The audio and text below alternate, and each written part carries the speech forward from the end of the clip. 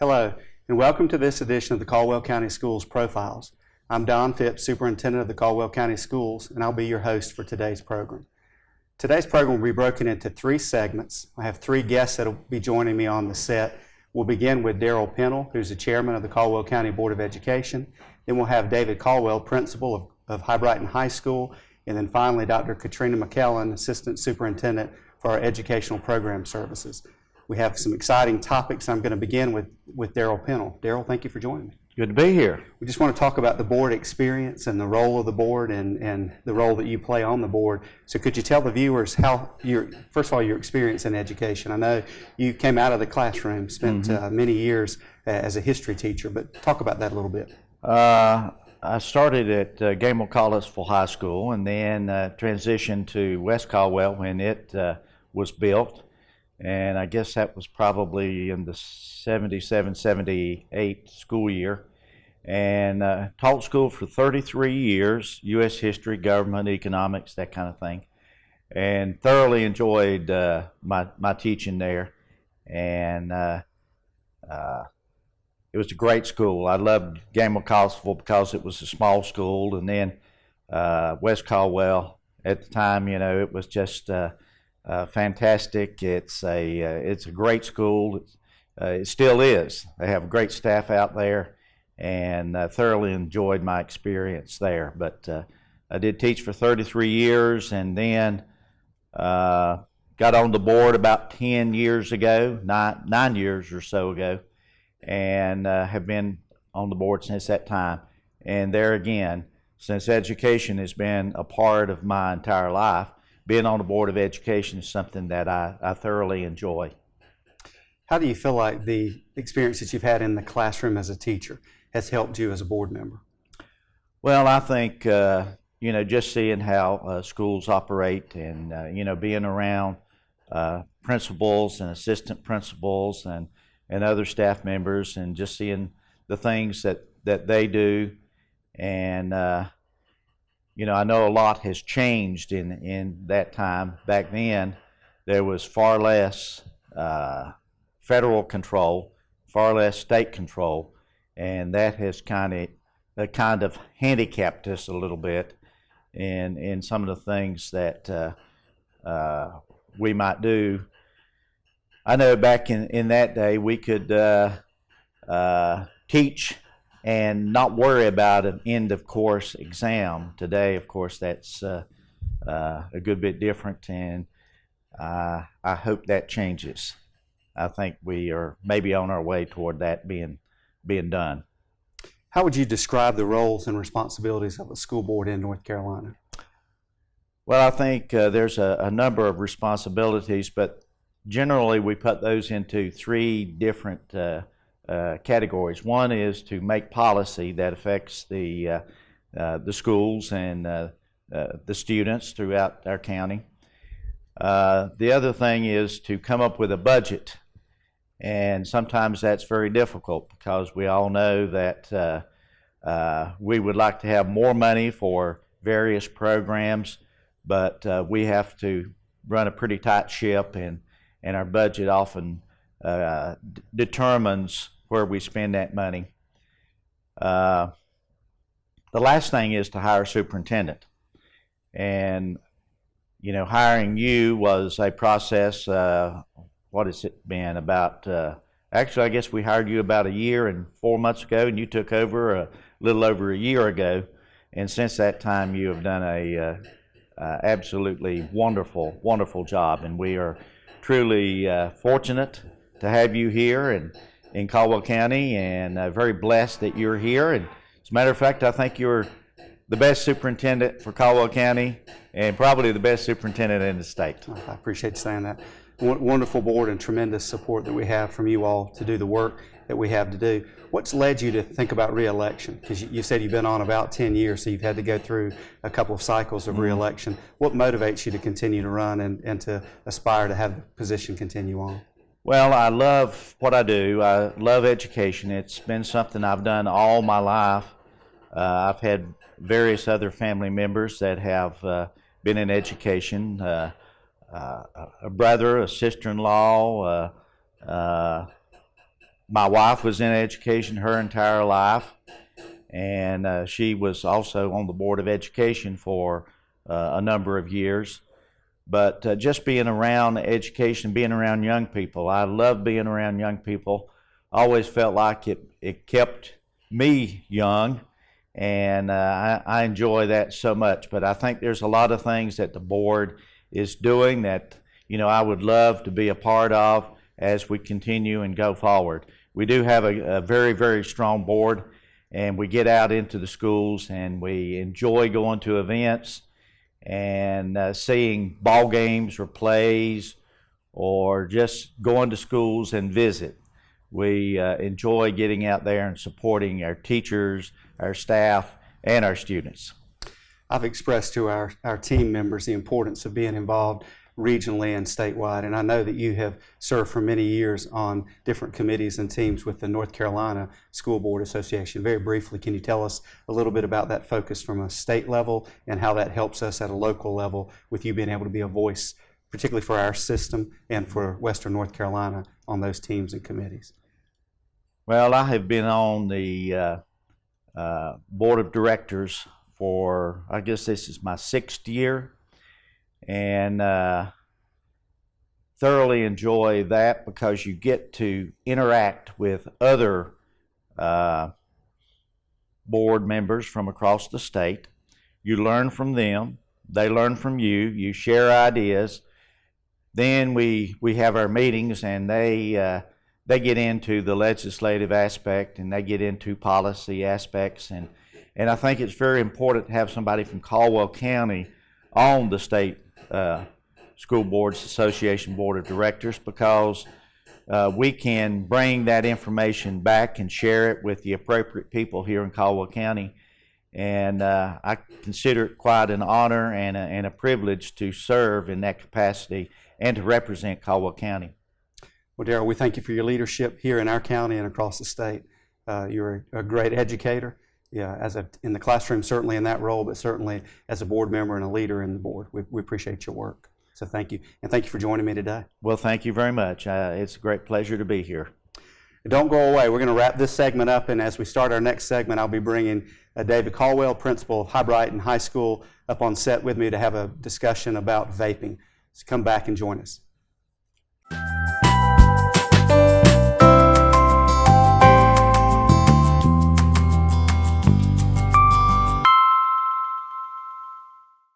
Welcome back to the Caldwell County Schools Profile Show. In this segment, I have Hibriten High School Principal David Caldwell with me. David, thank you for joining me. Thank you, Dr. Phipps. Pleasure to be here. I want to talk with you about the topic of vaping.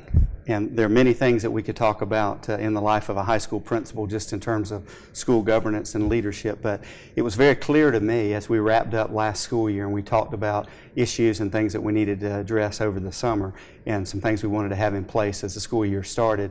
For all of our principals, particularly middle and high school, vaping seemed to be one of the top concerns. I just want to ask you, from your perspective as a high school principal, can you talk to us a little bit about the concerns and the issues that you have surrounding vaping? Yes, sir. This is my 40th year in public education, and I've never confronted a greater risk to the health and safety of our students than the current problem of vaping. There's so much about vaping we do not know. For example, ingesting oils into your lungs. I saw an article in the New York Times this weekend about vaping, and one of the comments about the article was, you know, our lungs are a precious gift, and they were probably created so that we could inhale fresh air. And I cannot imagine ingesting oils and other substances, many of which are unknown, could do anything but harm our children's lungs.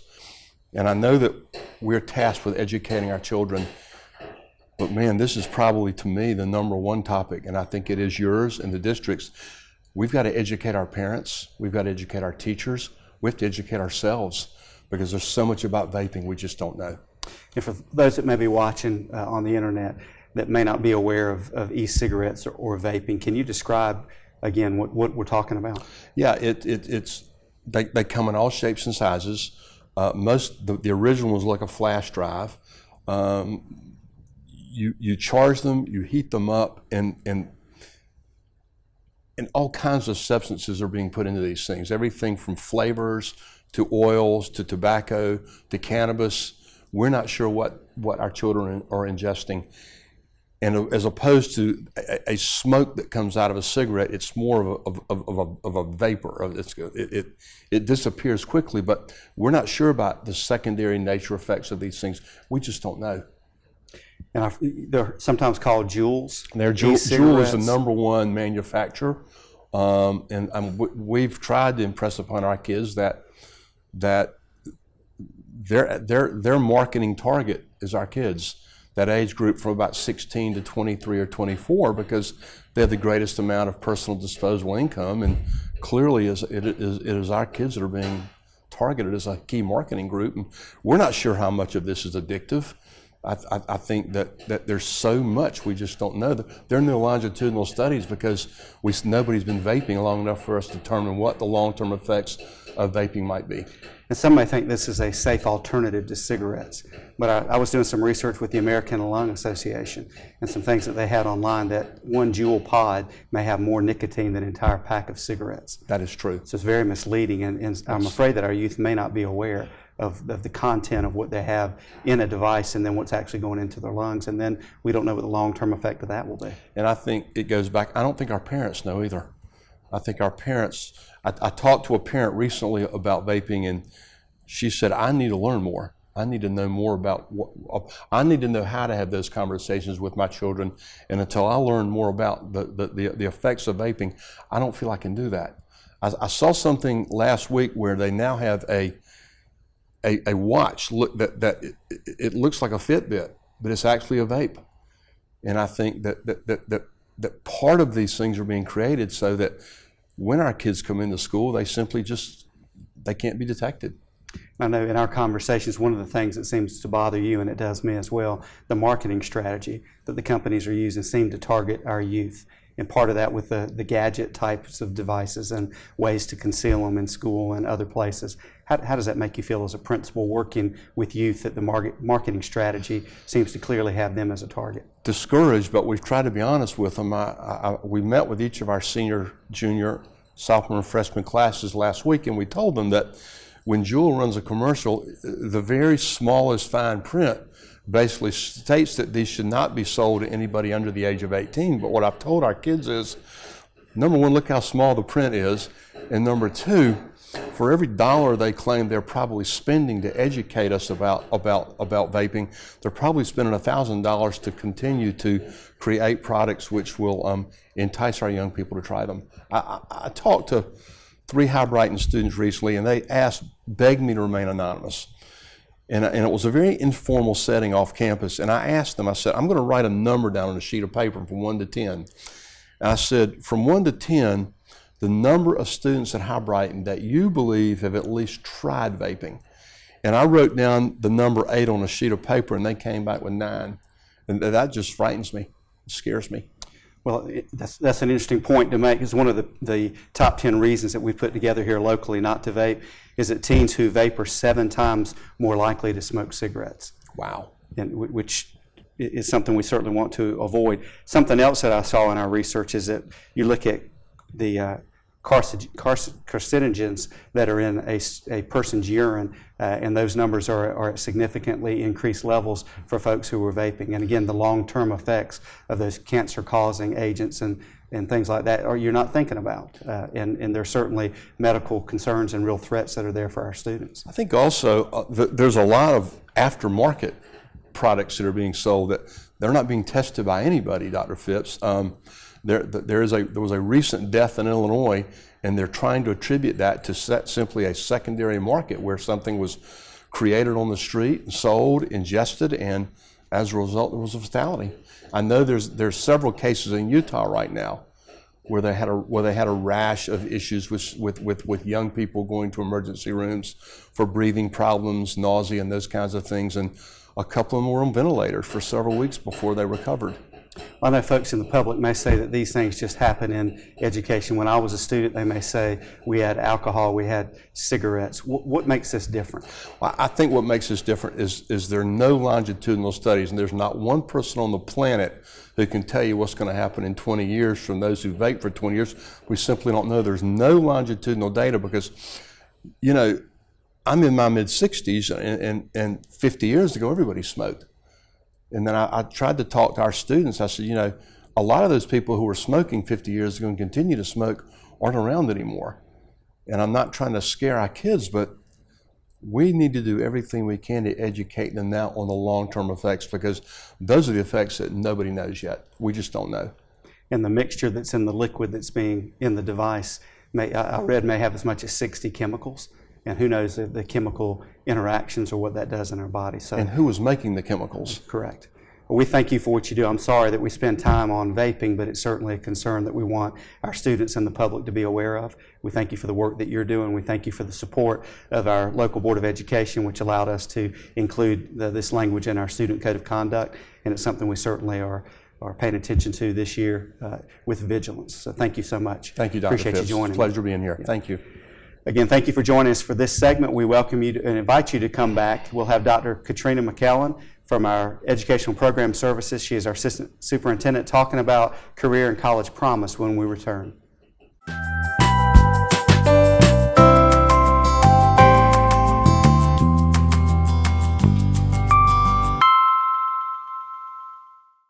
Welcome back to this edition of Caldwell County Schools Profiles.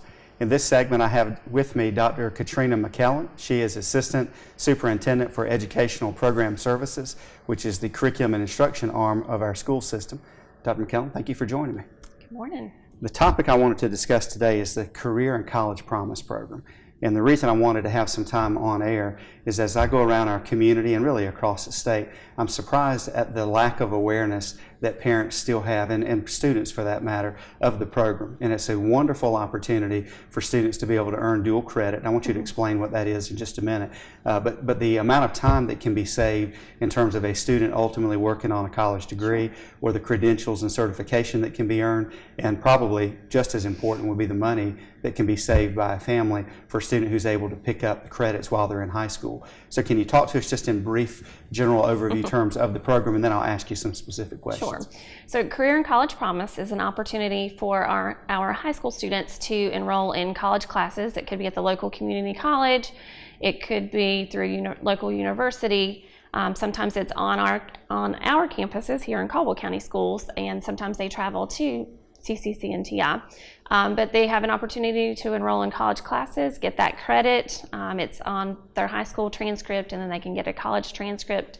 And when they apply to a four-year university, that those credits go with them, or they can earn a certificate with some of the different pathways, and then be able to take that certificate to the workforce and be able to get extra pay for having that certificate. So when we use the term dual credit, what does that refer to?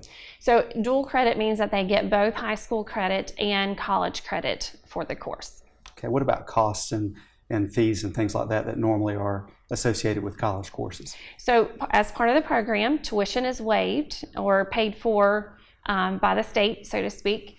So the only cost to the student may be a textbook, or if they're in, say, a nurse aide class, the uniform that they would be wearing, cosmetology, have to pay for a kit. But compared to the cost for tuition at a university or even at a community college, it's a huge cost savings, hundreds of dollars, up to thousands of dollars, depending on how many courses a student can take while in high school.